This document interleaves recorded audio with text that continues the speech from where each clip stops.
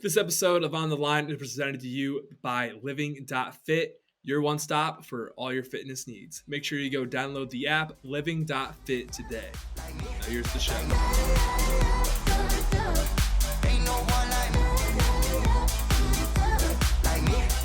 Welcome to On the Line. Today is Friday, April 22nd, and we got a great show for you guys. We got a kick-ass show with you guys.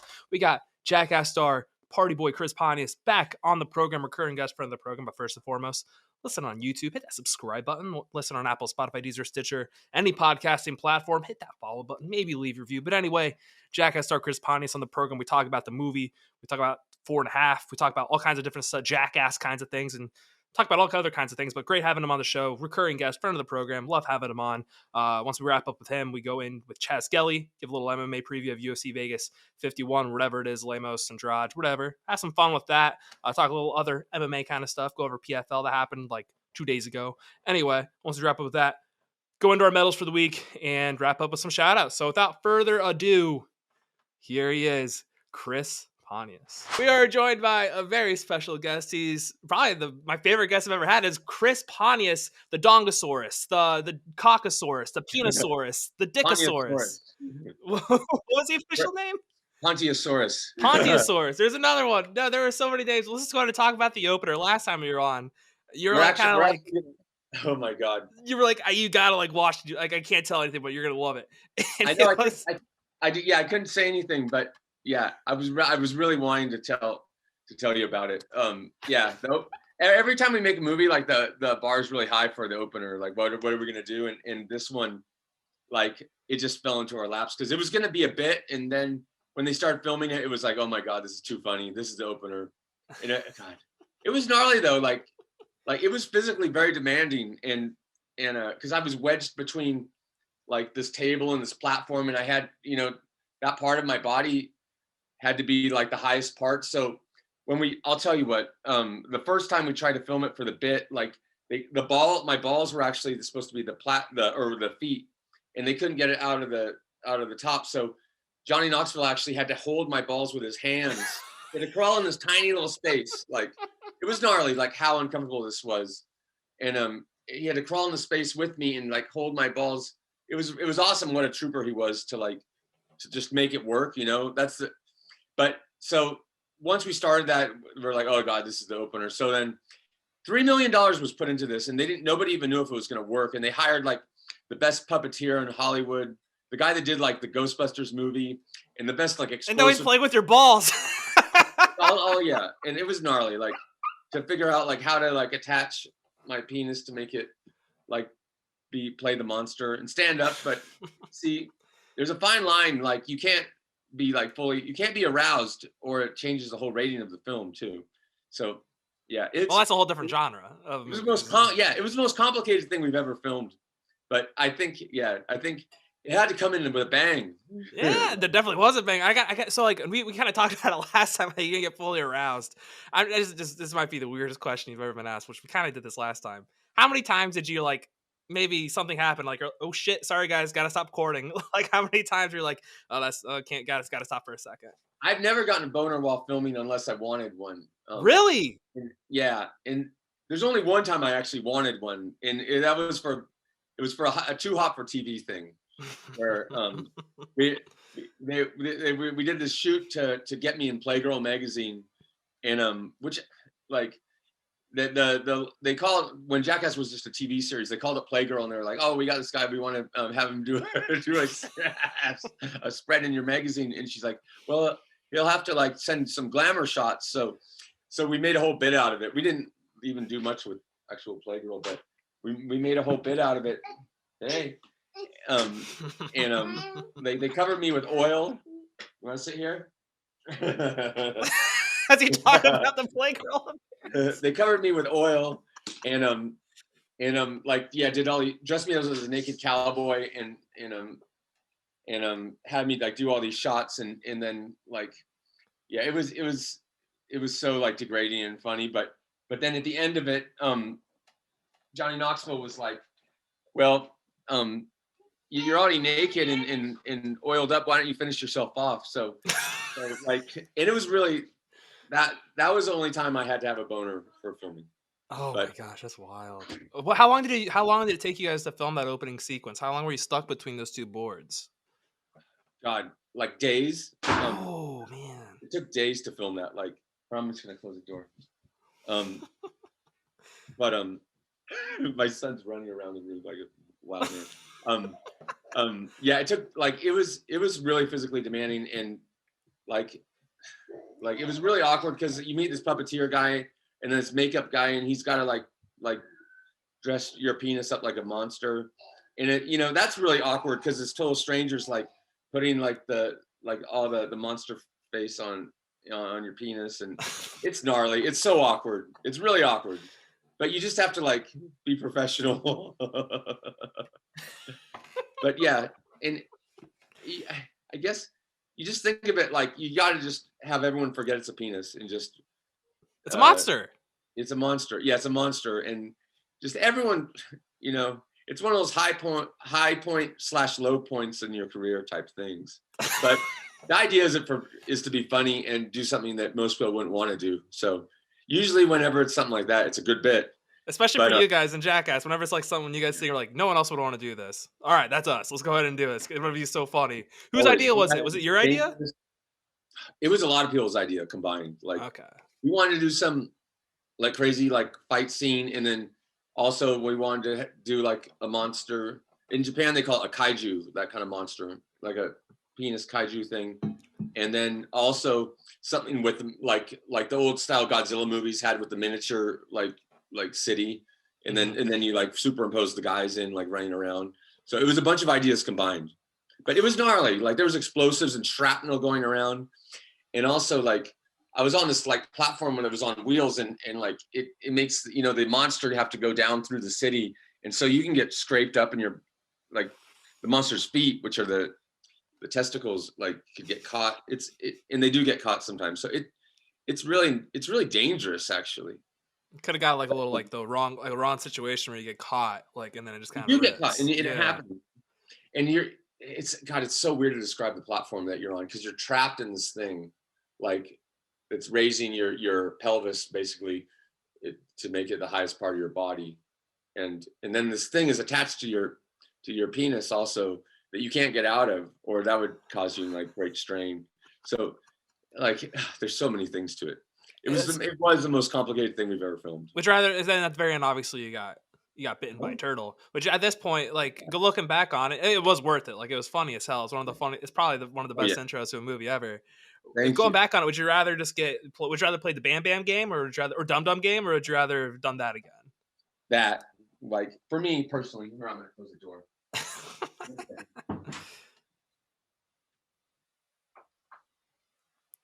Can't have the little party boys coming in. The party children.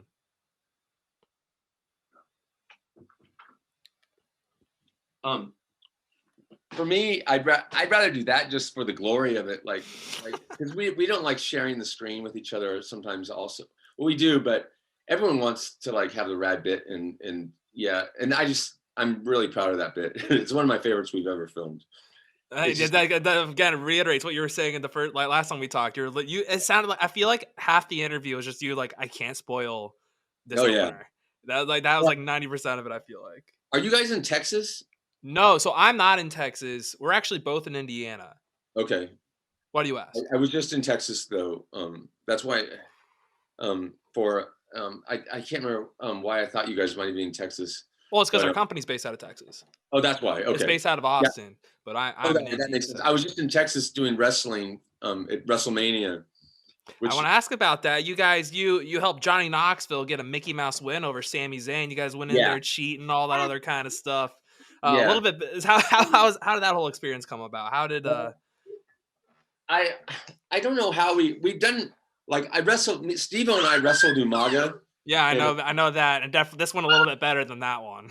Yeah, we wrestled him, and then like that was so fun, and it was one of the most seen things that we've ever done, and so we wanted to do it again. We did a few things, and then leading up to WrestleMania, I guess Johnny Knoxville's like developed this big grudge with Sami Zayn,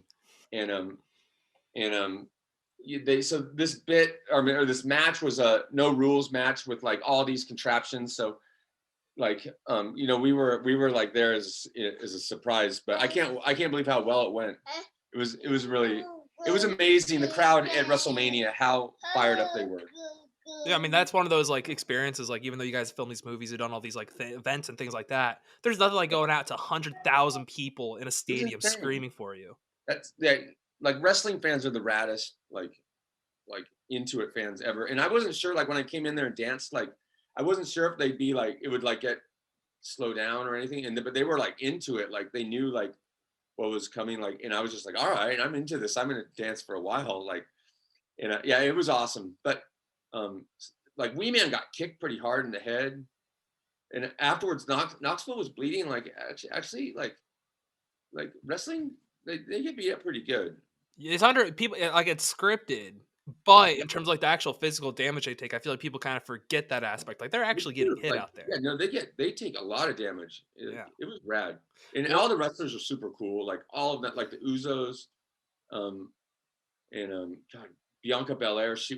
We were around her. All of them were super cool. Like that we met.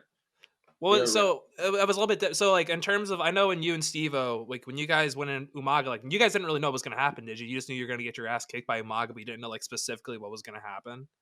But this time, did you kind of know? This time, well, I can't.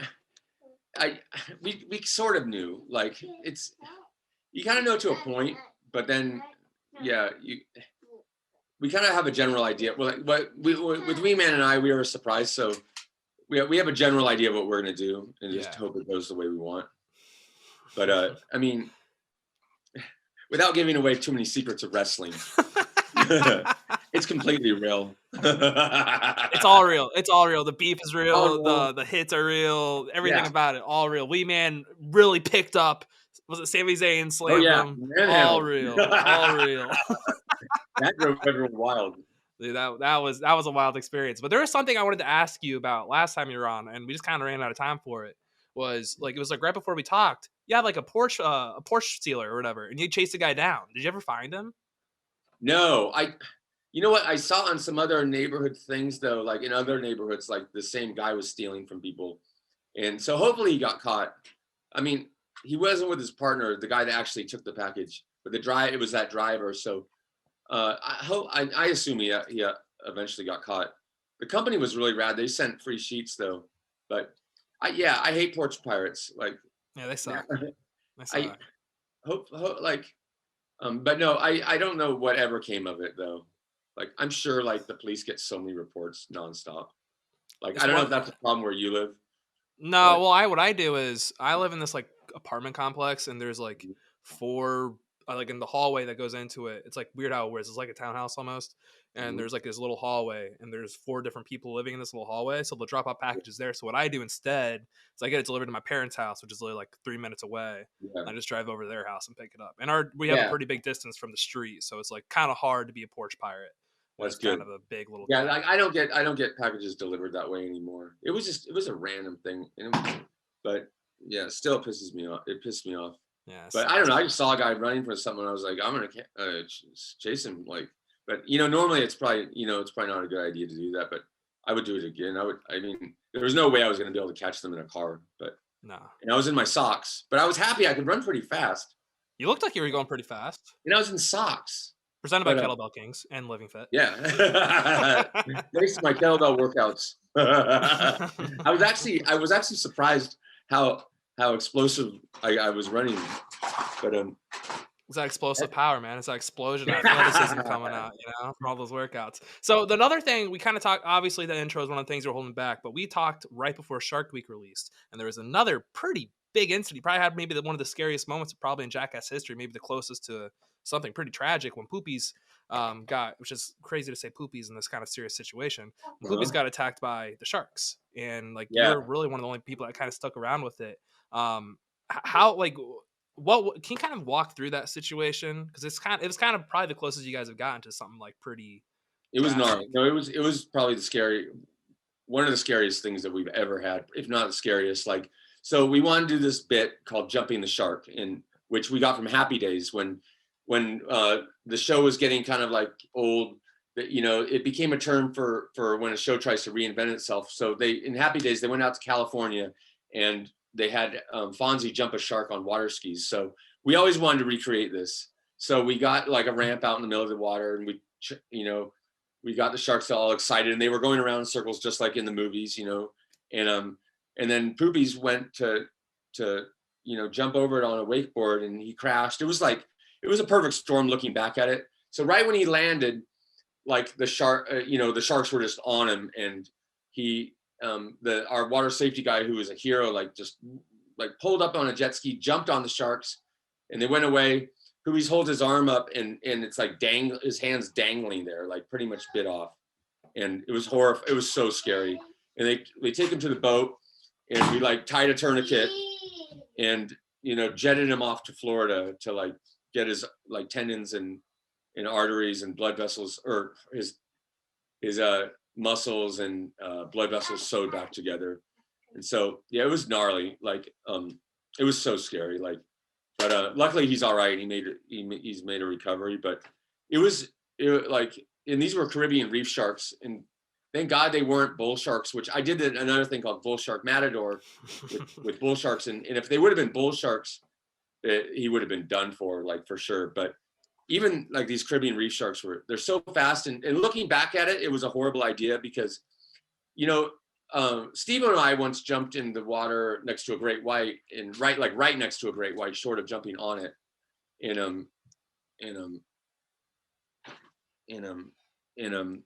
It just was taken by surprise, and it swam away. But this thing, I think it thought that Poopy's hand was chum that we were throwing, and it just went and bit it. That's why it bit him. I don't think it was trying to attach him. Because we had been throwing chum out, and then so afterwards it made perfect sense that that's why he got bit. It just mistook his hand for chum. That would make sense. That makes sense. We, looking back at it, it was late in the day. It was probably shark feeding time. We'd already filmed a bunch of stuff that day. We probably shouldn't have connected the, I don't know how we could have done it without chum anyway, but we did notice sharks. It maybe put a glove on his hand. The rest of his body, it didn't do anything to. So I think that's why he got bit. That would make sense. That would make the most sense. I was gonna say, I felt the bear scene, at least you guys, it's very close, with Aaron, the bear scene, you guys had the guy right there to take control of the bear right away. But that was probably I was scared for Aaron. That was one of the few times I was just scared shitless when I was trying to I thought I was gonna bite his dick. No, it could have almost, and when we were filming that, I was stop it now, and we stopped it, because it was right on that edge of when I've been bit by a bear before, and it was kind of a similar situation, but it bit my butt, and it hurt really bad, and it wasn't even trying to hurt me, but that scene with the bear and Aaron was pushed right as far as it could have gone. That was one of the few where I'm that's pushing a little. I would have been. He was. You could see it in his face too, man. He was so scared. It was so gnarly. It was very gnarly.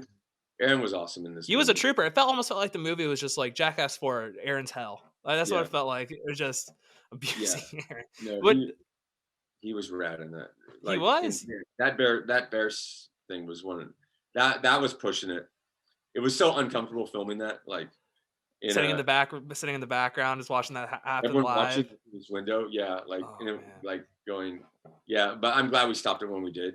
That was the right time to stop it, I think. Yeah, maybe a little bit earlier when he was really starting to dig into the belt, but it is what it is. And I do want to ask about this. So I know he ruptured his balls. Was it off the pogo stick, or was it when Subban hit him with the? It was the pogo stick. It was the pogo stick. Yeah, it was weird when he was doing the softball. He had the cup upside down he had a selection of cups he could have picked for that cup test, and he picked the weirdest ones, and he wore the cup upside down for the softball pitch. But I think the pogo stick is what ruptured the balls. God, it was gnarly.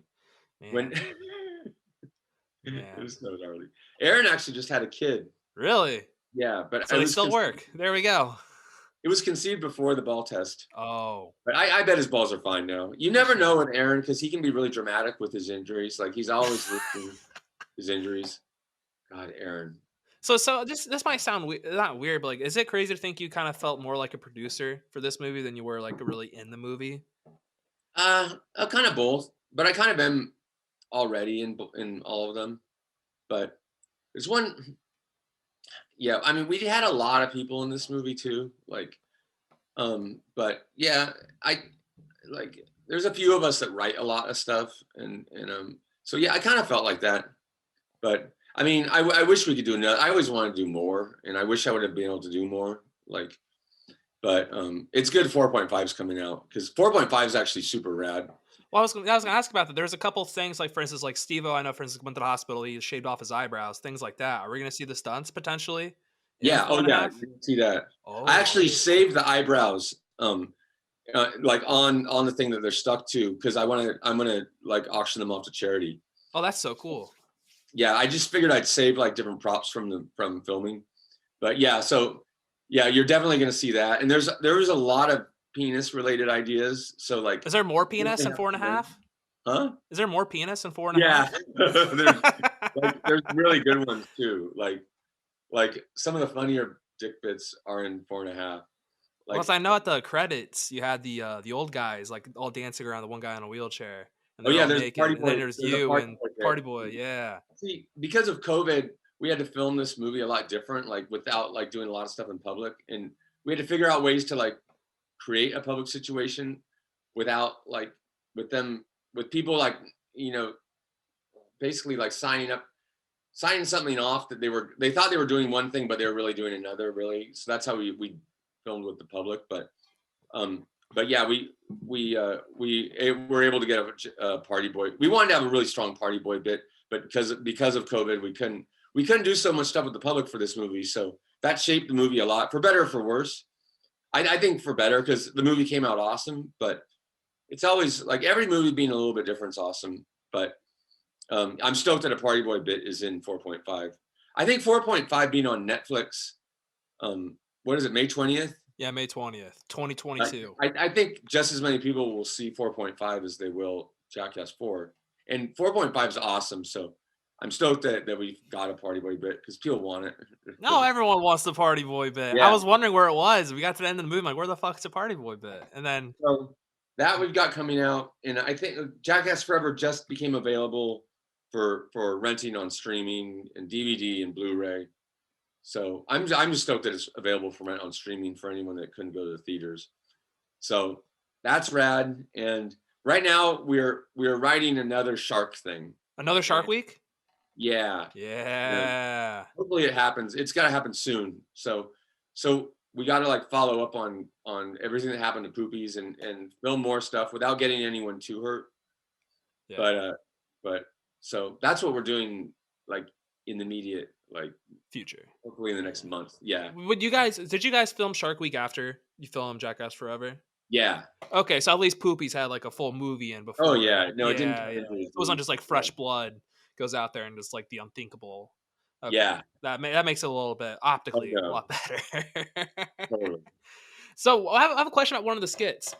Huh. It was Welcome to Hell. You were just kind of in the corner doing like interpretive dancing or whatever. What was the point? Because I thought they were like the whole point was like maybe they'd come over and like feel you or something. I don't know. What was the point of that? Well, it's supposed to be like Silence of the Lambs with Buffalo Bill, and so in Silence of the Lambs, like when Buffalo Bill is like in the dark, it kind of combined like when he was chasing Jodie or like stalking Jodie Foster in the dark, and when Buffalo Bill has got his wiener between his legs. It was just supposed to be a random like another scary thing about the bit. But I can't remember if they called that bit Welcome to Hell. Oh, yeah, they did. But we always call it Silence of the Lambs. And that's one of my favorite bits that we filmed in the new movie too. Just to have, I don't know, it was just a random, it wasn't my idea. So I think it was Jeff Tremaine's idea just to have me like as Buffalo Bill in the corner. Like, just to have another freaky element. And so I watched that bit from Silence of the Lambs of Buffalo Bill dancing and then I thought it was funny. Then there's another thing. I heard you in it was one of the pre-movie interviews or whatever. You said there's another thing you found out that a penis could do that you never thought was even thinkable, and it was oddly pleasurable. And that was like when you flattened it out. I wouldn't really call it pleasurable, but it's really, as far as it's pleasurable in the funny way. Like yeah, like someone sent Jeff Tremaine, our director, a picture of someone like flattening their penis like a pancake, and we were amazed by it, and like so we wanted to do it for the movie, and I was scared, but Yeah, because it's gonna be flat. Like completely flat, it was amazing. Like I actually saved that prop too, but like in the shape of the penis is like stained into it, or I don't know what the word for it you should is. also sell that one to charity. You know, I bet that could get out some money. It could. I might put it on a wall or something, but like yeah, we saved that, and my wife was like, "Oh, grab that and save that." So we saved that, and no, it didn't hurt really, but it was just such a funny thing to look at your penis that flat. And we put they put way too many screws in it, like that were necessary. It was really funny though. See, when It I was first watched it, I thought it was like a penis death trap. That's what I thought it was at first. I thought it was like a box. I didn't think it was yeah. flat. I thought you guys had like a box. And that I was like, we haven't seen Partyboy really get hit in the dick other than getting bitten by the turtle. I was like, oh, we're gonna see some crazy shit. No, it was flat, which is even crazier. Yeah, it's crazy, but it didn't hurt. The turtle hurt bad, the snapping turtle. Like Yeah. they presented me with 3 different animals to bite my wiener at the end of the intro. One was like a mean chameleon. One was one was a mean chameleon. What was the other one? Yeah, it was a chameleon. One was I can't remember. Obviously the turtle. Obviously the turtle. It had to be the turtle was like the most dreadful, but also the one that it had to be, and the one that we knew that would snap. Because I've been snapped in the nose on Wild Boys by a snapping turtle, and they just do it, and it hurts really bad. Like one time we had a snapping turtle hurt or snap Manny Puig on the hand, and it just wouldn't let go. So I was like really bummed to have to get my wiener snapped by it, but thank heavens it let go, because they do hurt really bad. But it was funny because it was like Gamera in the Godzilla movies. Like there's that big turtle beast. It's like a friend to all children, and he fights like I can't remember which one he fights, but so the snapping turtle played Gamera. It was the perfect combo. It was a match made in heaven. So last time I asked which one was what animal biting your wiener hurt the most. Now that we have all the answers here, unless in 4.5 there's another one. Was it the snake? Was it the turtle? Or what was the other one? There was a third. I've had a woodpecker. Woodpecker. That was the other one. And I felt like that one. I think that was your answer last time. Was a woodpecker. It changed. My answer's changed. Now it's the snapping turtle. Really? Yeah, the snapping turtle hurt. Like it hurt really bad. Like in a different way. Want to know something really funny? Like when we were filming, when we were wrestling, I did something for WWE once, and I was playing Partyboy when they had this character, Big Dick Johnson, that was like their kind of take on Partyboy, and I was in a thong for it, and it took Vince McMahon was like mortified, like he didn't realize that Partyboy wore a thong, so they were really concerned about like what outfit I would wear. So there was this big debate like backstage, like on how skimpy my outfit could be, and like one was like a gnarly banana hammock, one outfit was like a regular thong, and one was like Brazilian cut, and we like settled on the Brazilian cut, but then we took it to the tailor and made it like a thong. But like I think what they were worried about was how like it would accentuate the front part of the male figure, and they like didn't. I guess that was what like scared them. But it can be like too much like the wrestlers' outfits. God, it's really weird though. But this God, I can't remember. It was just the funniest thing to see, like WWE executives like debating, just freaking out over like we need what is gonna limit the amount of exposure here from the male genitalia here, so we don't get flagged by the censorship, whatever it's called. I forget what it's called. Yeah, because they're on. I don't know what network they're on, but anyway, they change. It literally changes like every year. It does, huh? I thought it'd be a funny thing to mention, but. But there we go. No, so one more thing too. Again, like this is literally just 40 minutes of talking about the human genitalia. But I have to ask one more question. I feel like it really took some abuse. What was out of all the sketches, all the skits in this entire past movie, not including 4.5, which one looking back on, or you're like that was probably the most painful? Because in my opinion, I thought Steve-O doing the bees I thought that looked like by far the most painful. Beast is pretty horrifying. Like That one was horrifying because it was like it literally looked like I don't even know how to describe it, but like you got stung oh so many times too. Like a bee swarm itself is like I've seen a bee swarm like that before when they're making a new queen and what they do and I didn't realize that that's what they were going to do to his to Steve-O's body. Like that was to me it was one of the scariest things. like thinking of like seeing it in my head is like making me like shake a little bit. Yeah. My favorite bit in the new movie is probably is the Silence of the Lambs Welcome to Hell bit, just because it has like all the cast members. It's funny, it's painful, it's a prank, it has everything in it. And it's super innocent too. At the end of the day, it was pretty damn innocent. They thought, I mean, obviously they thought there was a dangerous snake in there, but you guys it was just some fun in the dark, you know? I was super stoked to film with Francis Ngannou though, too. That was another thing I was gonna ask about. Like you guys filmed with so many different celebrities. How cool was Francis? He's awesome, like so cool. He was so funny and so sweet, like and so soft spoken, but just so gnarly. I know you were cheering for that at UFC 270. Oh yeah, I was there actually. Like I know you guys were. It was like all you guys were pretty much, right? Most of us. Yeah. Steve-O was out of town. But yeah, it was so fun. It was awesome. He actually had a knee injury fighting in that fight. Yeah, he tore his ACL. Yeah. And MCL, I think. It was crazy. Do you think he held back on when he punched Aaron? No, I don't think he held back. Think he went full throttle? He was up for it. I mean, he's got his pride. I think he went full throttle. I think so. I mean, it's an awkward position, but yeah, he said his overhand was his gnarliest punch, which is probably most people's gnarliest punch. Yeah, but it's kind of hard. It's kind of hard to punch someone in the dick with an overhand. Yeah, it was just funny. He was awesome. He was just funny. It was funny hearing him talk about it. It was also kind of funny looking back on those guys too. Yeah, Francis, who was like a sweetheart, nicest guy right before, smiling as he's punching him, and they had Subban, who was just chirping him out. He just kept talking shit, just like in those when he's doing the slap shots. I know. I can't wait for. I guess Francis is out of fighting for a while. Yeah, he's out until probably November, January. You're gonna have an interim. Are they having an interim fight? Yeah, it's gonna be Jones and Miocic. Wow, who do you think will win? Jones. Yeah, probably.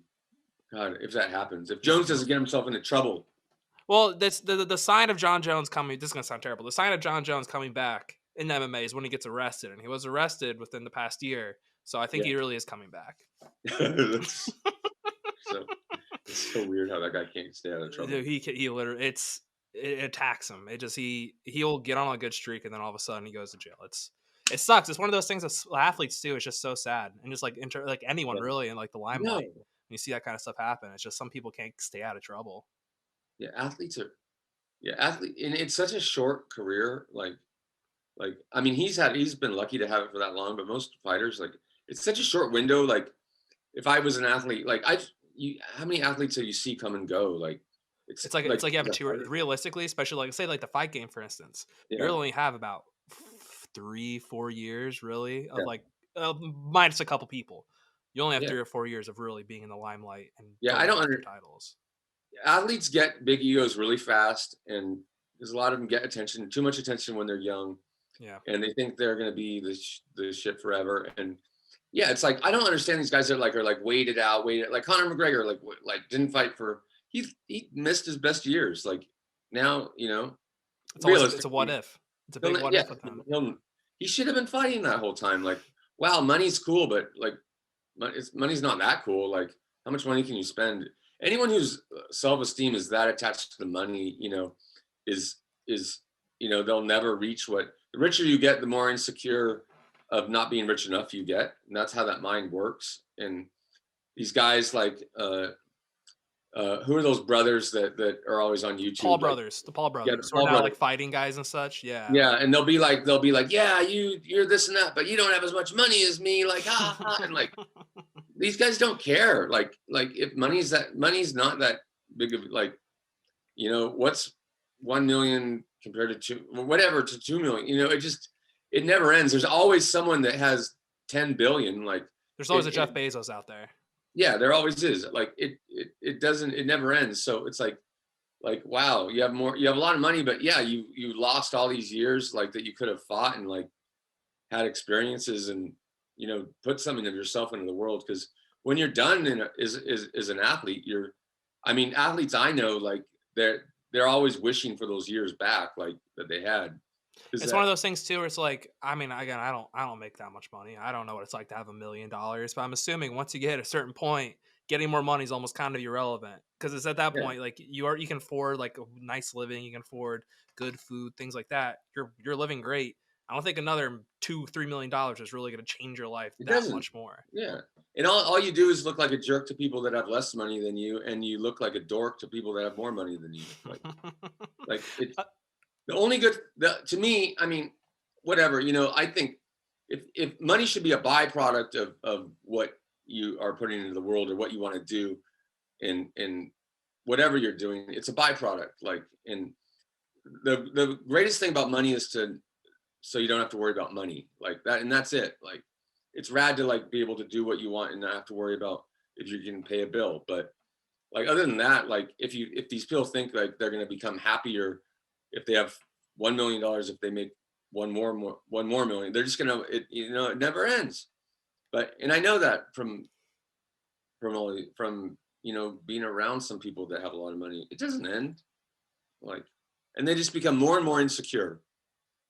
See, I think that's why Jackass guys are so relatable still. I feel like most of you guys at this point, you're still the same guys you were 20 years ago when you first started filming all those TV shows. And I think that's why it's so relatable. And I think that's why everyone still likes you guys. Still, movies are funny, but you guys, in terms of yourselves, are still also just like, you're the same guys.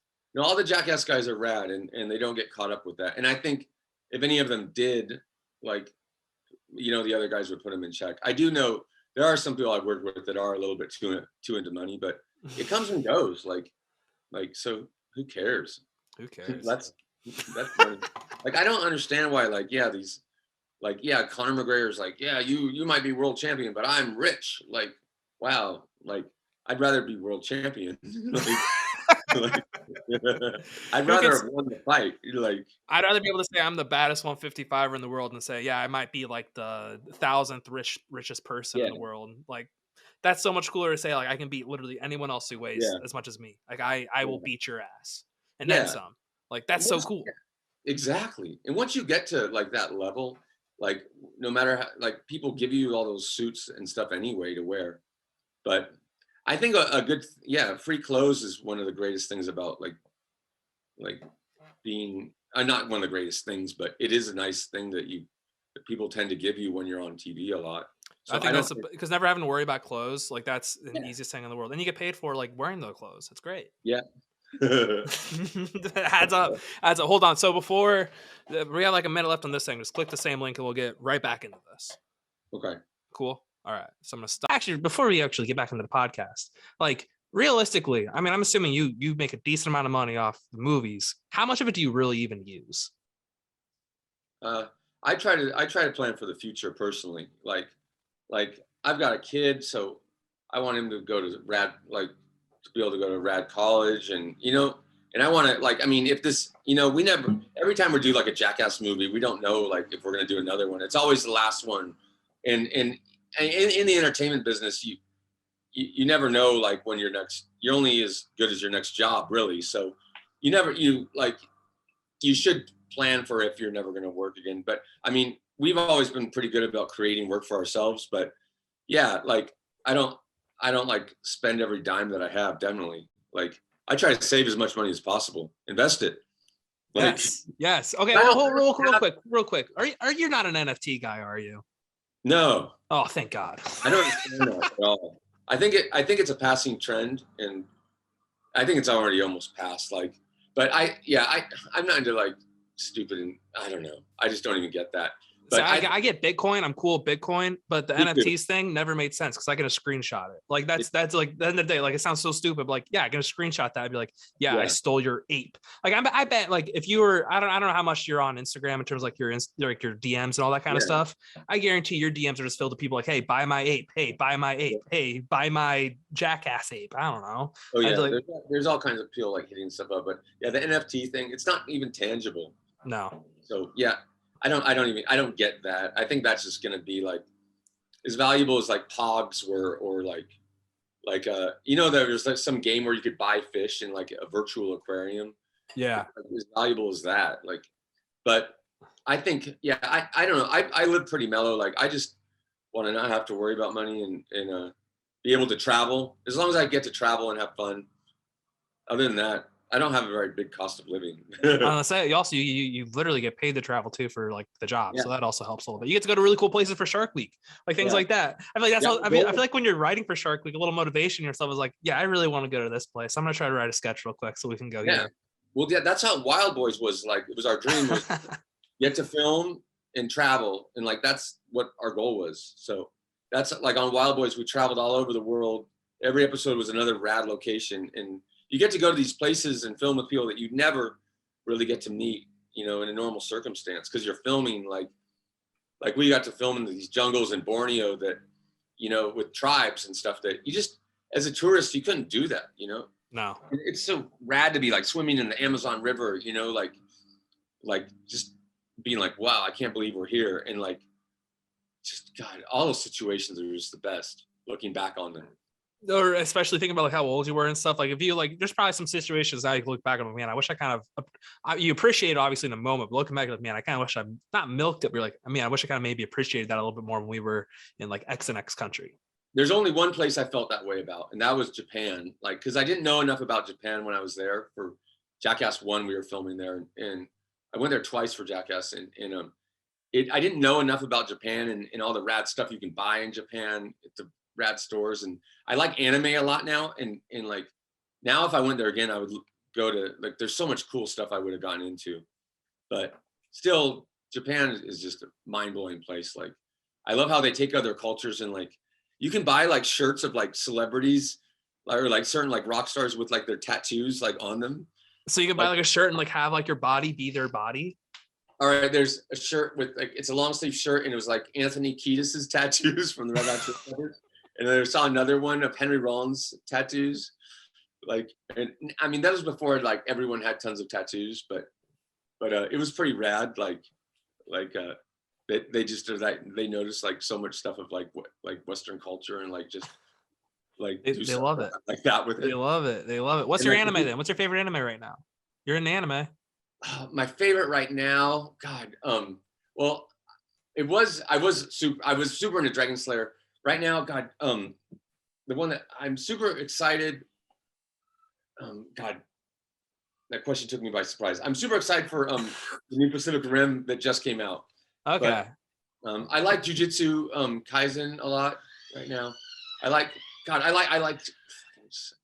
favorite right now is Made in Abyss. But okay, I got to see. This might be my favorite of all time right now. So I'm pretty basic. Mine's just Dragon Ball Z and Naruto. Those are the only two I've really watched. Naruto's rad. Naruto's fun. Those are both rad. Those are both. They're like the original. I feel like those were the like kind of brought Americans and everyone else into anime were those two really, because like people my age grew up with that, and that's like really when it was like the dubs and all that other kind of stuff, so people could really watch it and understand it. My son's having a freak out right now. Axe, come here. Little Axe. What are you doing? You might have to join us. Say hi. Say hi, Axe. Hi, Axe. Oh, is this the first is this the first ever podcast appearance for Axe? Is this your first podcast appearance? So let's go on into the segment with my interns. This is a game we've established, and it's like a level game. I already know you're going to say yes to every question, but the way it works, in case you want to change your mind, is he asks a question. If you like it, you answer it. If you don't like it, you have to tell him you don't like it, and then we'll wrap up. Okay, awesome. All right. So let's get into it. So my first question goes out to every single kid who thought they could recreate Jackass without thinking the ramifications afterward. So how long on average does it take to recover after a day of shooting, depending on like how strenuous it is? We film for like a week and then we take a break for a week, but we're really good at falling, most of us. Knoxville's not, but skateboarding fall really well. That's the thing. You don't realize how good everyone is at falling on Jackass. Like professional stuntman. You how to roll really well. Yeah. That's the key. With wrestling, you got to take the bumps. I'm sure you guys learned how to fall properly. And yeah, so for the most part, like a lot of us are like really good at like not getting hurt. I mean, sometimes you can't avoid it. It all depends. Yeah. I will say, But Johnny's like Johnny Madden. Knoxville lost a little bit of his chin. He didn't get knocked out. It finally happened. Yeah. Bulls are gnarly, and that was his worst hit by a bull ever. Yeah, it was a lot worse than the first one. Bulls are horrible, like, and they can literally kill you really easily, and especially when you're trying to get hit by one. So bulls are, I don't like playing with them. I will, but there was actually another bit we were supposed to film right after that, where everyone was like dressed up as flowers and the bull was going to like plow through them. But after that, everyone's like, all right, I think everyone's kind of freaked out a little bit after. Yeah, we're done. Like when the guy goes away in an ambulance, like I think we're done with bulls. Do you have ambulances on cue? Like, do you have an ambulance like there with you when you guys are recording, or they do you did have to on call that them one, in? yeah. They don't on that one. Okay. Yeah. Oh yeah. We have an ambulance on the side a lot of times in those situations. I figured. Yeah. It's always weird. I guess you guys literally had enough bullshit that day to deal with. So, but bad jokes. My bad. All right. Question number 2 here. So which guest do you think that you've had on did you guys put through the most torture? Torture guest. God. Oh, God. MGK. Yeah, well, MGK, yeah, he had to go in the water and it was really cold. Tyler got shocked a lot. We did a bunch of pranks to him actually before that too. He's like a real Jackass fan, so they just set him up for a bunch of pranks. I think they're in 4.5 as well. So probably MGK. He's super nice. He's a super nice guy. I feel like if you're a Jackass fan, the one thing you would want the most is to be put through hell by you guys. Oh yeah, I mean, into it. He has like a fun as hell. I love that. But Eric Andre loved it when he got drilled. Yeah. He was so happy. He's in 4.5 a lot. Actually. Okay. I love filming with him. I'm gonna film with him more. Ooh, I like that. I like the sound of that. That's a good combo. That was like a combo made in heaven. He was always meant to film with you guys. Yeah, he liked filming with me too. With us. But he liked filming with me especially. You guys both kind of just don't give a fuck. You kind of do whatever you guys think is funny. You used to do it. Yeah. Oh, gotta love it. Yes, sir. All right. Question number 3. So if you could redo any stunt from any of the Jackass movies or TV shows, what would you redo just for fun? God, funnest thing ever there was this one thing that me and Steve-O and Wee Man did with, the first thing that pops into my mind is we did this mud wrestling with baby elephants in Africa that they weren't really babies, but they were like not fully grown, and they were just like into playing you and throwing you around. That was really fun. I would love to do that again. Yeah, that sounds like one hell of an experience that you won't. Super, and we're dressed up as like Mexican wrestlers, like lucha libre style, with masks on. It was super fun. It was really fun. Like, yeah. So for question number 4 now, conversely, if you could erase one stunt from history, which one would you want to disappear for good? Oh, none. None. I like them all. That's the right answer right there. Rad. That's the right answer. Mm-hmm. All of them are classics. And to close it out, what was one thing you would say to someone trying to emulate your stunts other than don't do it? Oh, wait, could you repeat that? Yeah, one thing you would say to someone trying to emulate your stunts other than don't. Oh, yeah, don't. God. Yeah, I don't know. Just don't. Yeah. Yeah. Keep it simple. We're trained professionals. Don't do this shit. Yeah. Don't do it. We're trained professionals. Very trained professionals. Roll with the hits, take the hits, know what to do. Anyway, all right, that's pretty much what we got, man. All right, so this is gonna be coming out. Wait, what? Thanks so much for having me. Oh, I always love having you on. Yeah. You have to come back on then for whatever's after 4.5, whatever you film with Eric Andre. For sure. I'll let you know. Yeah, let me know. I have some other questions after we're done. I have a quick question when we're done with this. But anyway, obviously 4.5 coming out May 20th, 2022. What else do we got? We got, obviously, it's streaming on Paramount, streaming on any other streaming sites. You can rent it on like all the main streaming networks, I think, now. All right, so you can rent it too. No excuses. Go watch if you haven't watched it. It might be the best one, in my opinion, right now. Buy it on, if you're into Blu-rays and DVDs, you can do that too. There's a bunch of special features on the Blu-ray and DVD actually, which are really rad. So if you're into those, they are pretty rad. Always great catching up with my man Chris, but I want to once again thank the sponsor of the show, Living.Fit. Living.Fit is a health and wellness company that will help you achieve all your goals, from building muscle, losing fat, or just trying something new. Not only are there workout programs, but they can also help with your nutrition and build out your home gym. And for all my personal trainers out there looking to get certified in kettlebell or battle rope movements, they're the place to be. So make sure you go visit the website and download the app living.fit today. Now, here is Chaz Skelly. All right, we're joined by the always great Chaz Skelly, fresh off of PFL, which probably was going to end up being the best main event of the week. That was wild, incredible fight between Jeremy Stephens and Clay Collard. Yeah, it was a banger for sure. It was I was really looking forward to it, and it delivered. I love how they threw Jeremy Stephens straight into the wolves, just like threw him against one of the best lightweights in their like entire organization. It was great matchmaking. Yeah, I mean, the one thing I said going into, I thought for sure it would end within the distance. I just thought Clay Collard's body shots would make a big difference, and I think they did. I did think that Jeremy Stephens was going to win, but I thought Clay Collard could potentially hurt him to the body. I think he did kind of catch him to the body early, and it kind of changed the dynamic of the fight. I think that's when he stopped throwing so heavy. Stephens, it was noticeable like about midway through after a couple little flurries. He wasn't throwing as many heavy shots. He was kind of a little bit more reserved. I think he got hit by one of those shots in the kidneys and just wasn't willing to throw as hard as he was earlier in the fight. Yeah, I agree. I think those kind of took some wind out of his sails for sure. Sorry, I'm getting you're getting comfortable. It's okay. You're getting comfortable. No, and one more thing I have to ask about the main event was, why did you guys start chanting USA when both guys were American? I wasn't chanting that. I was like 2 edibles deep and about 6 beers, just watching the fight. I have no idea. I didn't celebrating 420 properly, celebrating the holiday properly. That's right. I smoked with Jesus afterwards. Oh, I saw that. Yeah. There was a guy in a Jesus outfit, and we went out to his car and smoked afterwards. It was sweet. Did you at least someone know him beforehand, or just like run this guy who looked like Jesus? Like, hey, do you guys want to go smoke a blunt? And you're like, yeah, sure, why not? Yeah, when I was coming in, he's like, hey man, I just bought one of your NFTs, and I was like, oh sweet, it's good to be recognized by you.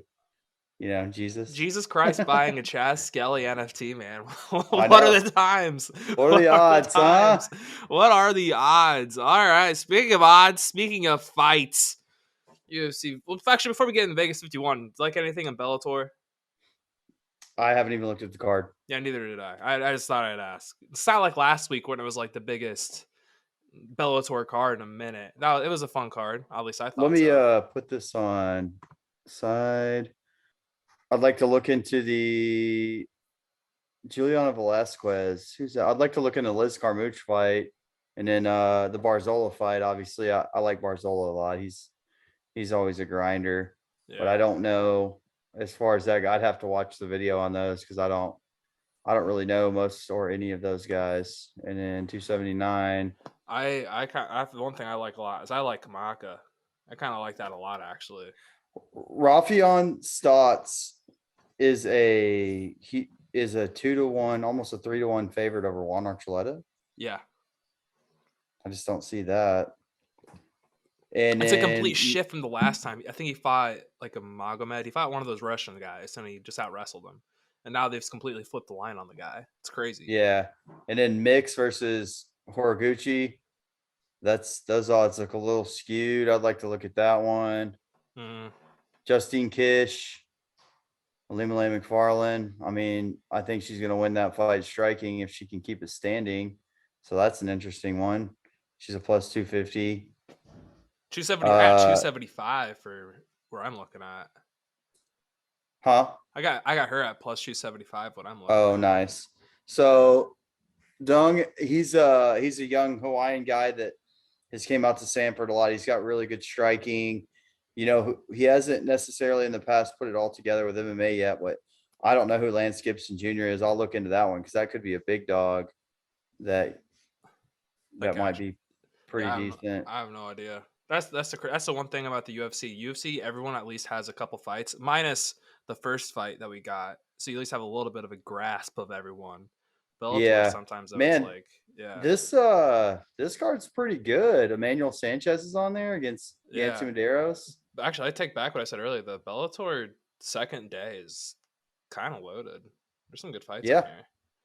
There's really good fights on here. And they're probably going to be later in the night too, because it's in Hawaii, 6 hours behind. So.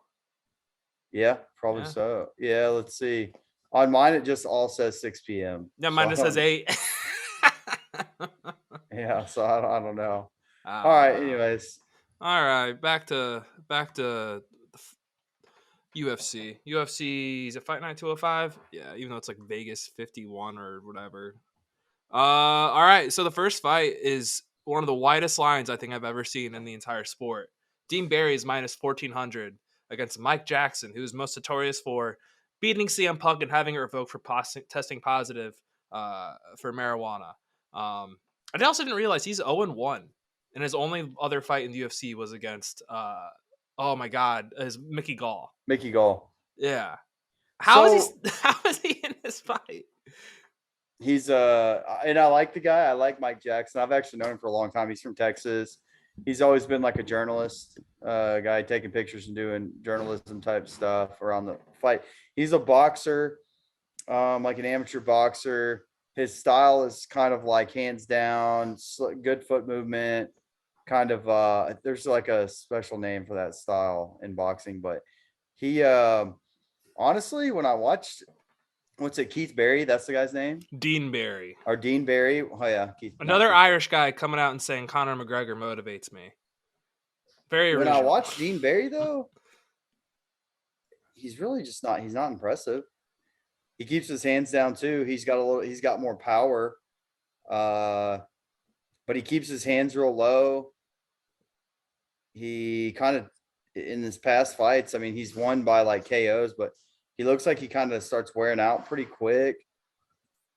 He doesn't look special to me. I mean, I don't know if he's going to go for takedowns or not. I mean, Mike Jackson's just a boxer. So it'd be easy takedown finish probably if he has any ground game. But from what I saw, other people were trying to take him down in his film, and then he'd land a big punch and hurt him. But his striking is kind of sloppy. It's not great. He's got some power, but honestly, with that, I can't believe the line is that wide. Mike Jackson, he's not really an MMA fighter. I mean, he's fighting in the UFC, but still, if it stays standing, I mean, I see Mike Jackson actually being a little more slick on the feet than this guy. Truthfully. What's the price for Mike Jackson knockout? Let's take a look. I wasn't even looking at this fight because it's just like the lines are so dumb. Mike Jackson hasn't fought since like 2018, 2019 or whatever. If you wanted to take Mike Jackson by they don't even have just plain KO where I'm looking at right now. But for him to win by finish, it's plus 1,200. Based on everything you've said, and I trust you a lot more than my brain because I didn't even look at this one. I would be very willingly take plus 1,200 for Mike Jackson. I mean, I'm probably not going to put any money on it, but I might put $50 on Mike Jackson just to throw it out there, just for fun. Yeah. But I mean, like I said, if this guy has any ground game at all, obviously he's going to get the takedown. He's going to win. If he lands a big shot, he obviously is a powerful guy. He could land a big shot. Mike Jackson keeps his hands down to his waist and just plays that game. I mean, but it sounds like a meme fight. It sounds just like a meme. It just sounds like a bunch of really dumb shit is going to happen. Yeah, at the very beginning of this card. Yeah, not one that I would suggest putting any money on. Obviously, with those nothing substantial. Nothing substantial. Yeah, but I'll probably put like $50 on Mike Jackson just in case. Yeah, I am too. Let's go on to the next one. Prochnio versus Lins. I like Prochnio here. I like him by finish. This is Lin's first fight at light heavyweight since he fought at Bellator like in 2016 against Nemkov. I don't know how the weight cut's going to affect him. I know sometimes that's kind of a stupid thing to gauge on, but when moving from heavyweight to light heavyweight, I don't know. I also just like Prochnio's streak. I don't know. I like Prochnio here. So with this fight, one thing I could probably guarantee it's going to finish inside the distance. Yeah, that was the next thing I was going to say. I don't think this is going to go to distance at all. I don't think this one's going the distance at all.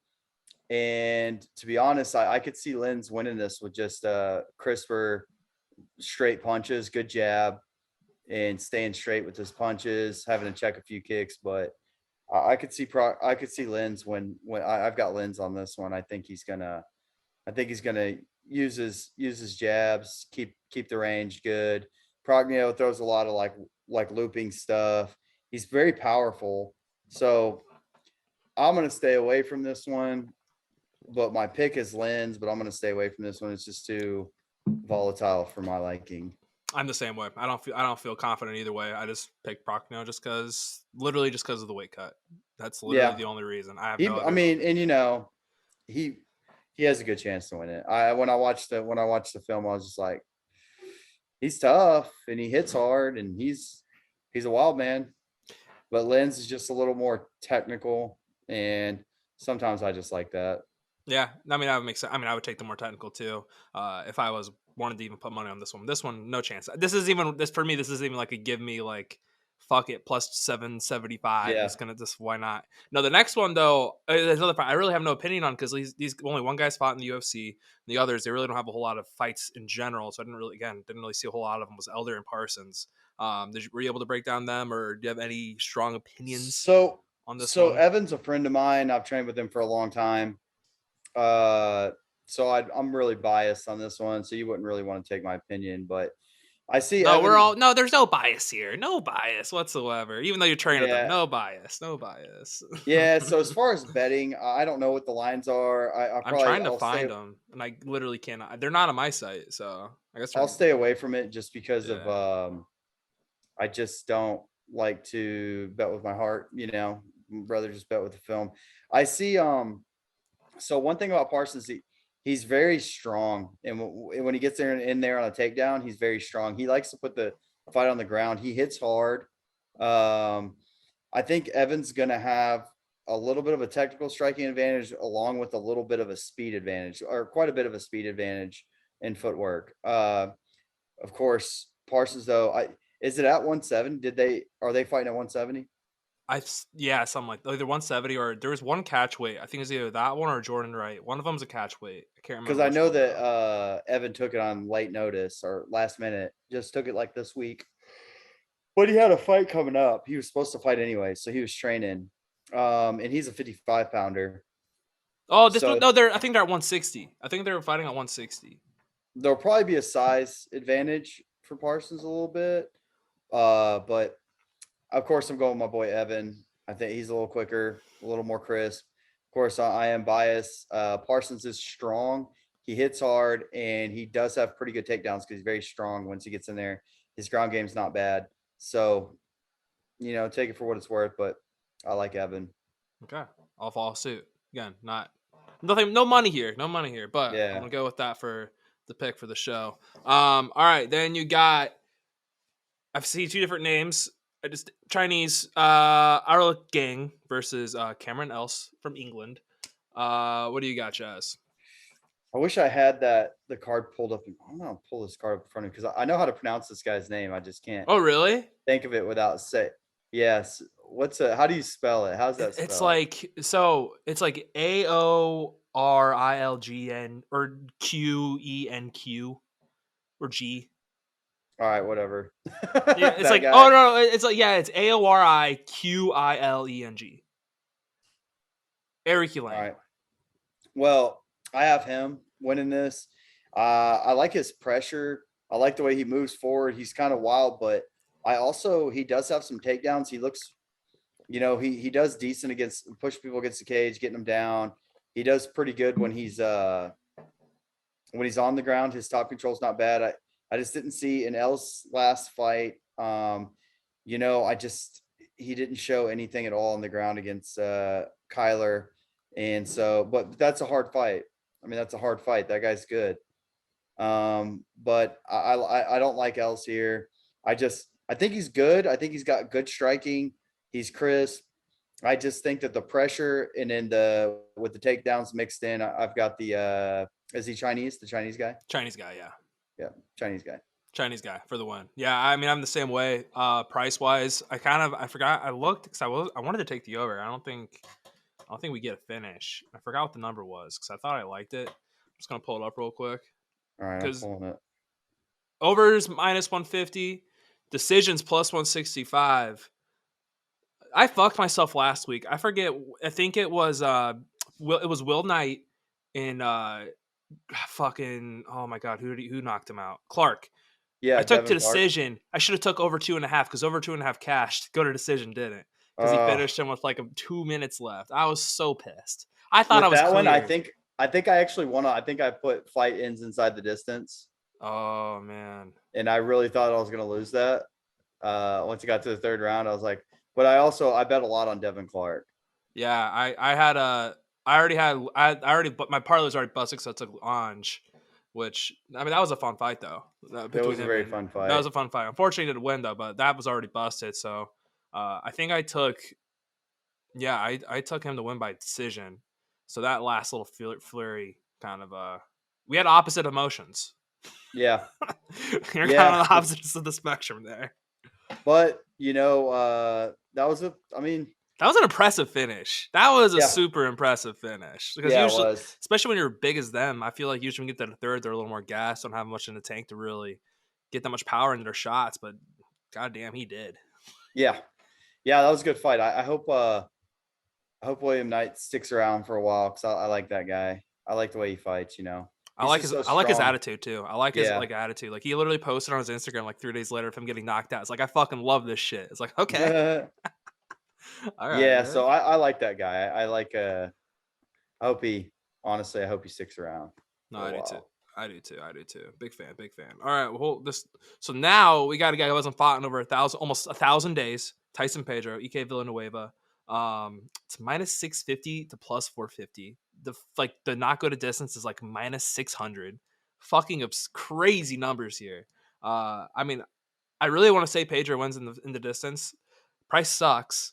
But at the same time though, when you haven't fought for 1,000 days, that's a little bit different than not fighting for like 2 years. That's almost 3 full years not fighting in the octagon. Yeah, I kind of like Pedro by submission here. I think Pedro knows that you really don't want to get into like a firefight with Ike. That's kind of like his bread and butter in there. You want to, taking him down is the better option. And Pedro doesn't have bad takedowns, doesn't have a bad ground game. He's got several submissions on his record. I could see him playing the distance game, for a short period of time, entering in on a takedown and get a submission. That's kind of where I see this fight going. Or maybe like maybe he sees him wobble, goes for a takedown and tries to snatch that neck. Yeah, but Ike's got a good chin and he's he hits hard, so you can't play that game with him too long.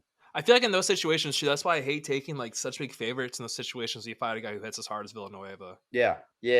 It's a risky proposition. Yeah, it is. And that's probably, I bet a lot of people probably like that line too, just purely off the fact that he hits hard as a truck and is that big of a dog. Fighting a guy who's been out of the ring for so long, or octagon. Sure. So no, I mean, I like that submission play.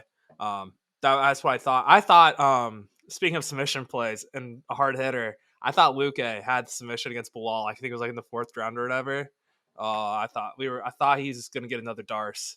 Yeah, man. Bilal powered through. Bilal fought really good. He fought really good. Vicente fought really good too. It was a good fight. Bilal won it on those takedowns, but it just seemed. I mean, Vicente was looking really good on the feet there. I feel like Vicente almost not held back, but he was trying to like keep his cardio for the entire fight almost too much. He was like holding back a little too much to try to preserve energy.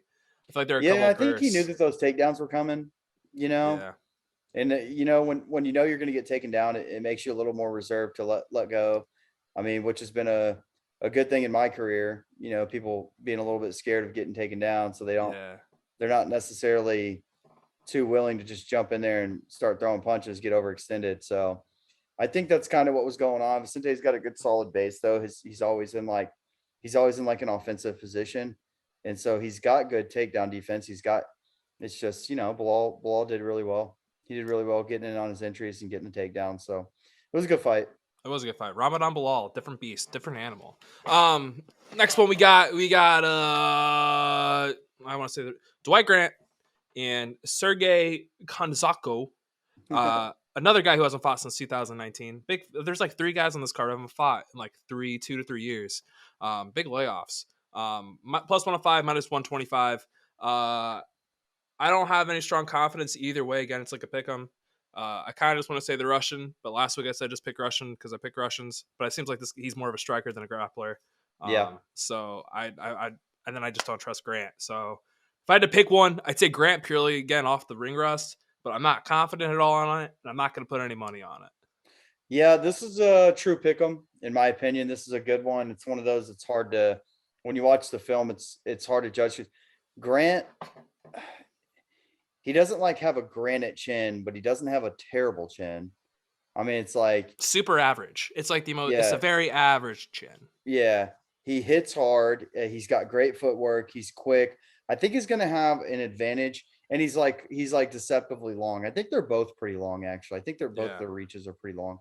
But Grant, I think he's going to do a little better job with the footwork. I think that if Grant doesn't get caught with a big punch and put away, I think he's going to win this. I think he's going to probably win it by decision. He just does a good job with his footwork and staying just out of range and staying pretty long. Now, I think Sergey might look to counter some of those when he overextends himself, staying long. Might look to counter a little bit, but Sergey's a little more flat-footed. Grant's a little more on his toes and moving. I just see Grant winning the points game here and landing more shots each round. So I'm going Grant. Okay. I mean, the go to distance is minus 150. So the over 2.5 is probably like 135. Well, actually, no, it'd be a little bit lower than that. So I kind of like that. Maybe just go the distance minus 150. It's a little bit juiced, but hey. Yeah, I don't think when I watch these guys, but I mean, they're both hitters. I mean, they both can hit. They both can crack. So it's a tough one. I just see Grant keeping his distance and not overextending, not playing the game. Winning the fight. I feel like this card, there's the for most of this like first half, it's almost as if there's not really a whole lot of value spots, or in terms of spots I feel super confident in. The main event I have a very strong opinion on, but other than that, it's just kind of been. There's nothing really too strong, but this next one, I feel like it's just going to be Barrel's just going to grapple fuck the Beverly Hills Ninja. Yeah, I think one thing is Jordan Wright has that like kind of karate style, and he does some things. He's kind of slick in there. He does some things that are slick, as far as striking. His chin's not very good, and his takedown defense isn't very good. So yeah, Marc-Andre Barriault, I think probably closes the distance really well, body locks, and then kind of takes him down. And it could be kind of a snooze fest on the ground. I don't know, but I do see Marc-Andre Barriault grinding it out. I kind of like a submission potentially. I think he's going to take the win. I like decision or submission. I like both those. I don't know what either number is, but I love both of those. I mean, I could see that. I just with Jordan Wright's being pretty chinny, it's kind of hard in one of those because he could rock him and then take him down and just ground and pound, something like that. Or Jordan Wright could come out with a freaking hook kick, spinning heel hook kick. Yeah, you just don't know. So the Beverly Hills Ninja, man, he does some wild shit. He does some wild shit. No, but Mark, that is the one bad thing about this is like he is pretty chinny. He doesn't have a good ground game. So if they go to the ground, like he can get a submission, or he can just grapple fuck him to death for 3 rounds, or he just gets him with an early shot early. That is the wonders of this fight. I think we're both pretty much on the same page that Marc-Andre probably. Yeah, he gets to win pretty easily here. Not easily, but you know what I mean. Next fight, which is probably gonna be fight of the night, Charles Jourdain, Lane to Veneta. I love Jourdain in this spot. Like I really do. I just like a striking more. I like what we saw in terms of his growth as a fighter in his last fight against Ewell. There's Thug Rose again. I just really like Jourdain in this spot. I like Jourdain too. I just like the way that he fights. And, this is a really, really tough one. I think this is going to be a great fight. Lando has the better wrestling. He can get in there and get some takedowns. He's quick. He's slick. Jourdain is he's a really slick striker. He's hard to take down, and he's hard to keep down. He's hard to keep down. Yeah. and I just see him. I see him winning this fight. I see him winning this fight, striking. I mean, possibly. I don't know though. Lando, he had those fights with Bobby Green, and he said like he's had some, but Drakkar Close. I mean, he's had some really good fights in there. He hurt what's his name? The grappler Tony Ferguson. Yeah. On short notice, came in and had him on doing the stanky leg for 30 seconds or whatever. That's just Tony tricking them in to come in to get into a little Dars. That's just the Tony magic. It's a Tony way. So, Lando is a slick dude. And this one, I'm not going to bet on either, honestly. I see it being just like a really good scrap. And I lean Jourdain, but I hope this one plays out the way I think it's going to. And just is like a really good fight. Just like when Jourdain fought Juicy J. Like that fight was incredible. Like, so I'm expecting similar events to come happen here. I'm just pulling for Jourdain. Have you noticed that like Jourdain apparently all week's been dressing up like a pirate? Not dressing up like a pirate. He has like this pirate like mindset or some shit. So he's wearing like a pirate bandana and shit. I don't know. Dead ass. I'm gonna have to look into that. Dead ass. He's like, Arr. He doesn't say arg or shit like that, but he's like, it's weird. I don't know how to describe it. That's why you need to get back on Twitter so you can see shit like that.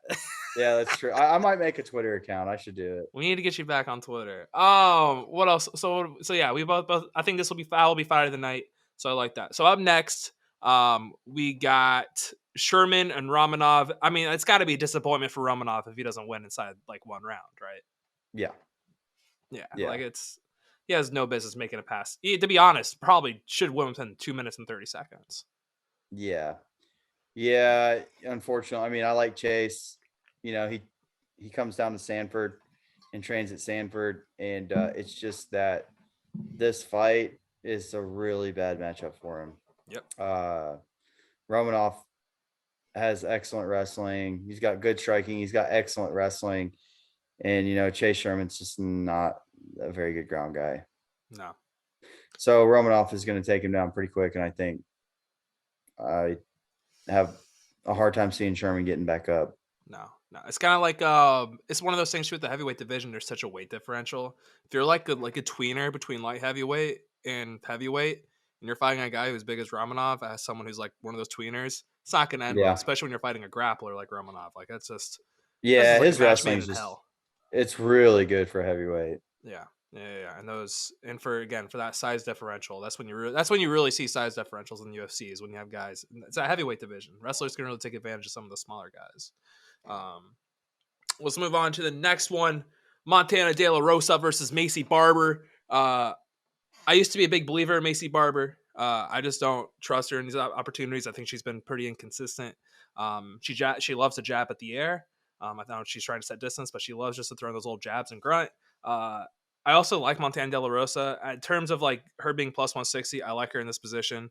I trust her more than Macy Barber. And also Macy Barber didn't win her last fight, so I think I like Montana De La Rosa. I'm in on Montana. Montana's actually from Azle, my hometown. Azle. Really? Texas. Yep. Holla. How big's Azle? Not big. Okay, it's that's special. That's something special. Well, that's something special. Yeah, it's growing a lot. It's developing. Like everything west of Fort Worth is developing a lot. So a lot of building going on there now, and it's developing a ton. But when I was growing up there, it was really small. But Montana. So the way with this fight, I see Macy Barber coming out very aggressive. I think she's going to come out aggressive and come at her. I think Montana's the better wrestler. Macy gets stuck in that like going for a headlock bullshit that for some reason a lot of females do. I don't understand it. But Montana has good wrestling. She got good bylock. She's got solid wrestling. And I see Macy overextending herself, getting aggressive, and Montana taking her down and really out grappling her on the ground. Montana's got better grappling than Macy. I see an armbar coming. I see an armbar from Montana. Yeah, Montana could get an armbar or rear naked choke, something of that nature. I like Montana here, so I'm on Montana for sure. If I ever see any, I'm gonna at this point with Barber, if she's ever anything below like minus 150, I'll always take the other person. That's the real rule of thumb. I just can't trust her in this spot, especially with someone like Montana. Montana's a good grappler too, and Macy likes it on the ground too. So It's just not a good matchup. No, I don't think No. so. No, not a good matchup. Now into our co-main, got the Aegis Wonder Clay Guida against Claudio Puelles. Isn't Puelles one of your boys at Sanford? Yeah. Yeah, so I know where you're going with this one. Yeah, We're on the same of those page on this card. Now, this isn't the greatest matchup for Claudio. No. I mean, looking at this from an unbiased standpoint, Claudio can be taken down. He has great jiu-jitsu. So, it's going to be a matter of, can Claudio catch Clay on the way in on those takedowns? Claudio's probably got more crisp, straight punches and stuff. Clay's got that overhand that he's, used over and over again, and people can't seem to figure it out. A lot of times he's got a lot of movement and just amazing cardio. He's a cardio machine. I'd like for Claudio to win this fight. Obviously, it's a tough matchup for him. Clay's wrestling, looking at this from an outside perspective, Clay's wrestling probably take over in this fight, but I'm still pulling for Claudio. I hope he pulls it out. I'd like for Claudio to catch him on the way in. Clay's been caught with guillotines and things on the way in on takedowns. He leaves his head in there on doubles. So, if Claudio can grab onto that neck, he could get a finish there. All right.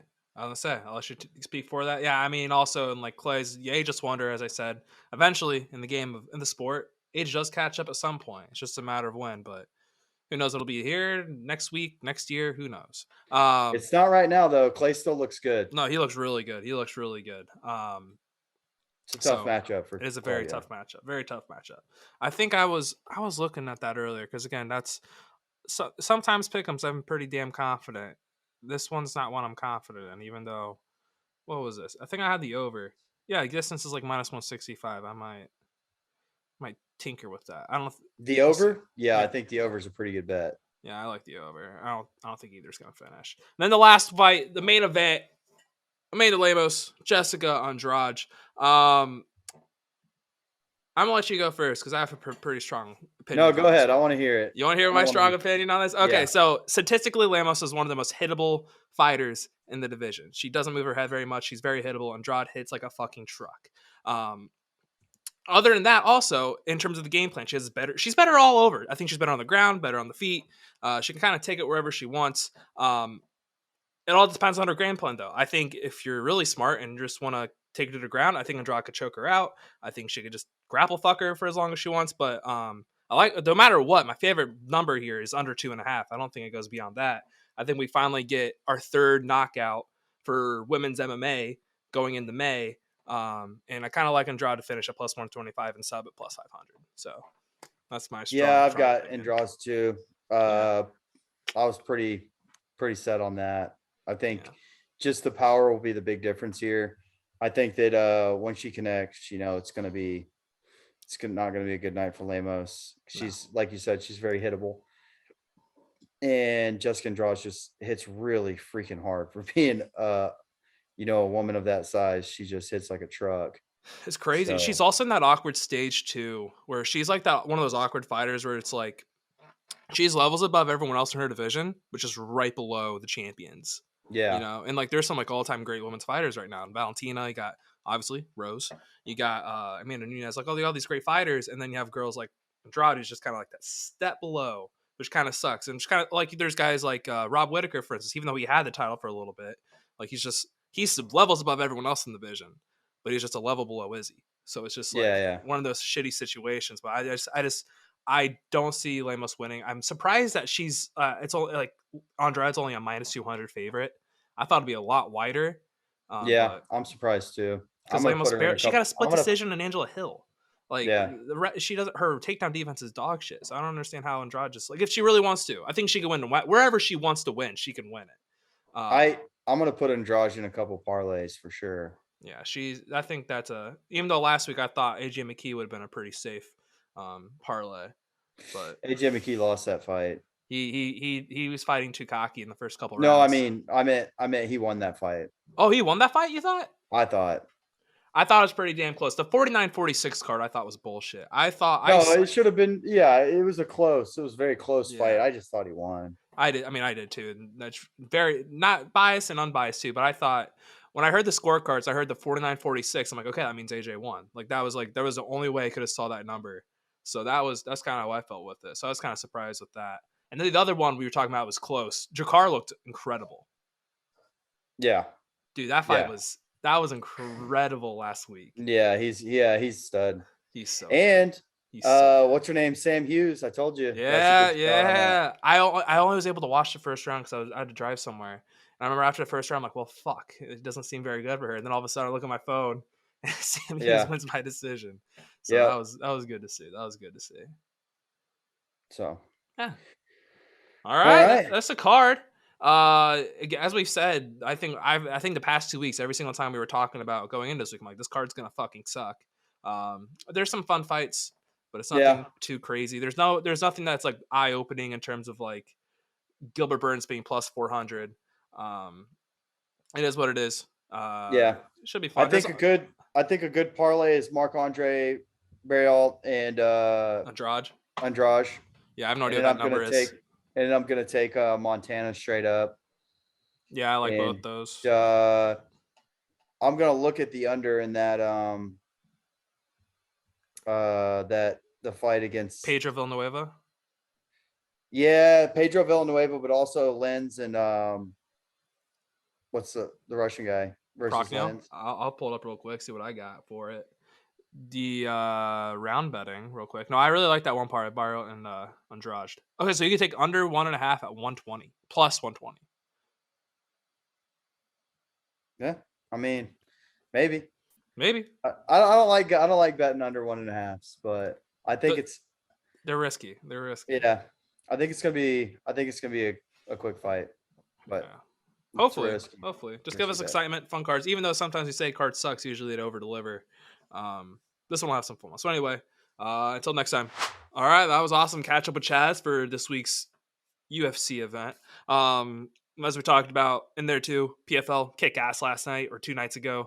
Bellator, who knows? We're losing good fights. We're losing good fights this weekend. Not the best weekend for fight fans, but anyway, let's go on into our medals for the weekend, for the past week or whatever. I'm gonna go ahead with my first one, and it's the Celtics graphic designer who came out with the Kyrie Irving graphic of 10 points, 0 middle fingers given to the crowd. The hatred relationship between the Celtics and Kyrie Irving, I'm all for it. I love it. That's what sports are all for. But shout out to the graphic designer / media guy, whoever it was, whether it be the NBC team or the Celtics team, whoever did it. I love those kind of graphics. Kicks ass. So bronze medal to that guy or girl. The mutual jabs are incredible. Yeah. They're just going after each other. You gotta love it. So my bronze medal goes to Mike Woodson because he's bringing Indiana basketball back, and there's nothing you can do to stop him. I mean, this is our best recruiting class since 2013? Like 3 5-star recruits or something like that. So are you? I'm gonna make a guess real quick. I'm assuming the next one's Philly, and then the next one's another Indiana Philly thing. No, actually, well, next one's a hockey thing, and then. Oh man, we're hitting every corner, every corner of the spectrum. Every corner of the spectrum. God bless. All right, let's go on into our silver medal. No one gives a fuck about IU basketball. We've been terrible for the past couple of weeks. Well, not terrible. We've been irrelevant. We're still kind of irrelevant. Maybe not in the future. We'll see. But silver medal for me goes to JJ Redick for saying Bob Cousy played against a bunch of firemen and plumbers. That was incredible. Funny as shit. The fact that he actually said that on national television, the fact that he's like going against Stephen A. and all these other guys just actively coming out and saying like, he's saying everything we would say on Twitter and things like that. The fact that he's still on First Take kind of blows my mind. If it was on Fox, he would have already been like sidelined. Nick Wright, I don't know if you saw this video. There's a video on viral a couple days ago of Nick Wright going on to Undisputed and talking with Skip Bayless, and he just put Skip Bayless in a fucking coffin. And that was the first time he was ever in Undisputed. It was also the last time he was ever on Undisputed. So if you haven't checked that video out, go check that out. But shout out JJ Redick for being the voice of the people and saying Bob Cousy played against a bunch of firemen and plumbers because he's 100% accurate. You could put and literally anyone in the G League could go into the 60s and maybe be an all-pro player. So Gives more legitimacy to what we've been saying online for years to have an actual professional player come out on NBA or on live TV and say it. So it just confirms what all of us dipshits huge. have been saying for years. Harrison, your Shout silver. out Barry McConketer. Shout out McConketer. Yep. My silver goes to Alex Ovechkin because last night, in the midst of all the craziness that was going on in the NBA playoffs, he tied Wayne Gretzky and Mike Bossy for the most 50-goal seasons of all time in the NHL. Dude's still scoring 50 goals per season at 35 years old. That's absolutely ridiculous. That's my go. And that's talking hockey right there. That's my go. That's talking hockey. I love Ovi. If Ovi was again, he's so another good. guy. Throw in any other era, he probably has the record easily. Put him in Gretzky's era, and I don't think Gretzky's getting as much GOAT talk as we think he should get. No. Ovechkin would just be scoring goals left, right, and center. If Ovechkin doesn't get a hat trick, it would be a disappointment. That's how easy it would be for him. He's a freak. He's scoring 100-goal seasons, I think. Honestly, he's so good. He's so good. Anyway, going on to our gold medals. My gold medal this week goes to shitting your bed. Now, preface: I am not pro Johnny Depp, anti Johnny Depp, but celebrities shit their bed too. So if you go out and shit your bed, just know sometimes that fart comes out and it's a little extra. It's okay. Happens to celebrities too. It happens to the best of us. Shitting your bed gets my gold medal this week because it's socially acceptable. Okay. I didn't just shit the bed because I was drunk. I shit the bed because it's a cool thing to do. You know. Yeah. So it's human. It's yeah. I was just trying to push a fart, you know, and it just something came out, and I had to throw away my entire linens, and you know, I had to get new entire bed sheets. But you know, shitting your bed's cool. It's in. So literally, shit happens. Yeah, shit happens, man. Shit happens. It's okay. Let that fart loose. Harrison, your gold medal.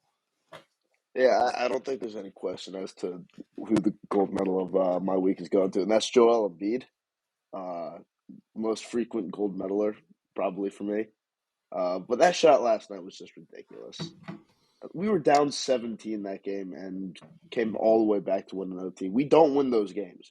We never win those games. So Joel Embiid the Sixers were taking some of the worst shot. I texted you this. They were taking the Maxey threw up the worst three. Embiid took up a terrible shot after terrible shot after terrible shot, and they got bailed out by the MVP Joel Embiid. Which, by the way, this is my first shout out real quick. My shout out is everyone who thinks the MVP still counts in the playoffs.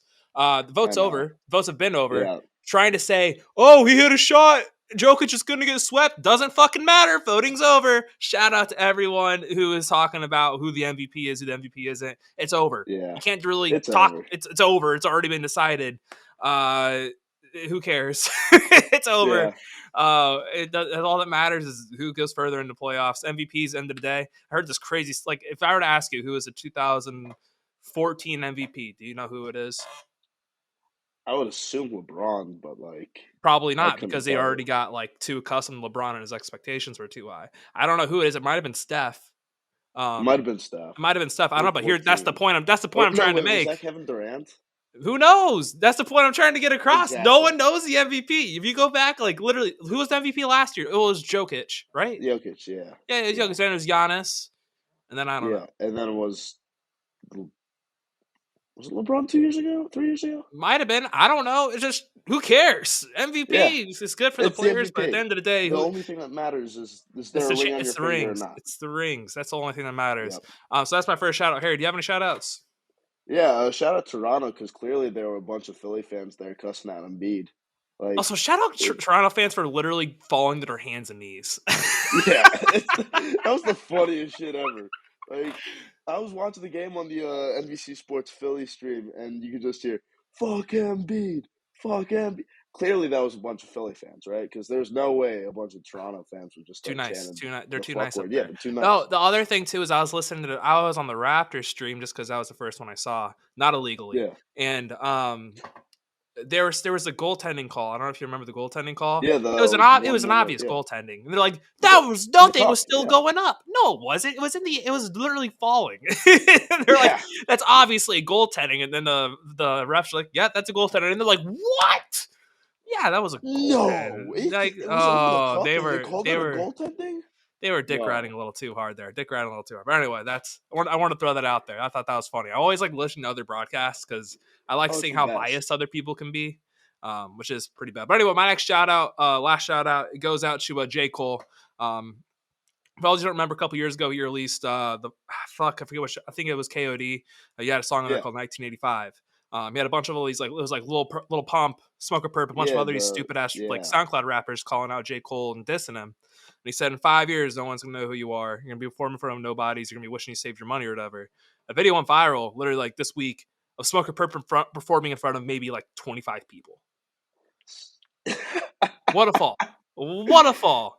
It's crazy how goats like J. Cole knows what's up. Like, and also, like, when was the last time you heard Lil Pump? Dude, has Lil Pump released anything since that song with Kanye?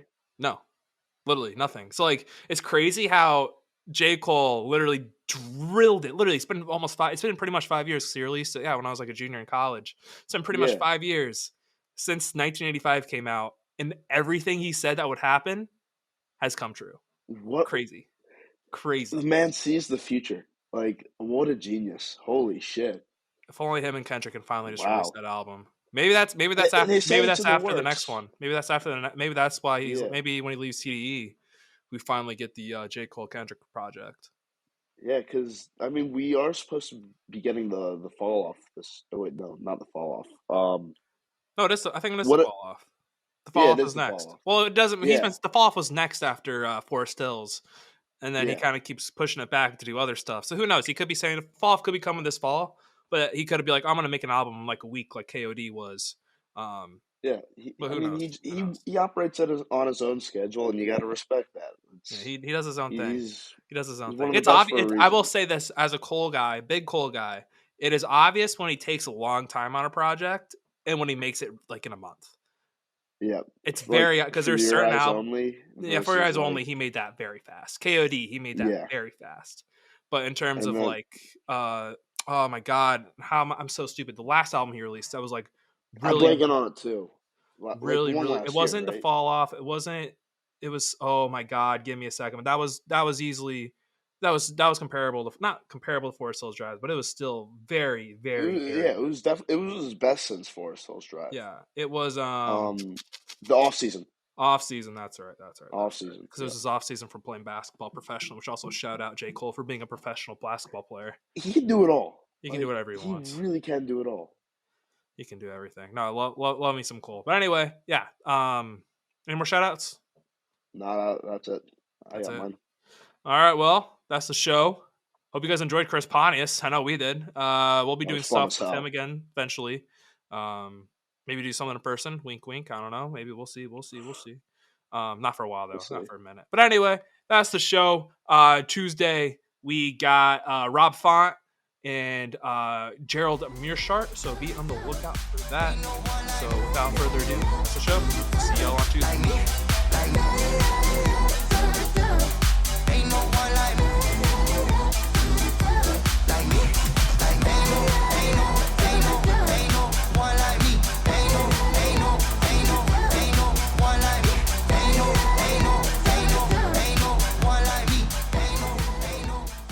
Thanks for watching. Thanks for sticking around with me all the way to the end. I just want to once again thank the sponsor of the show, Living.Fit. If you're looking to better yourself, make sure you go to download the app or visit the website Living.Fit today.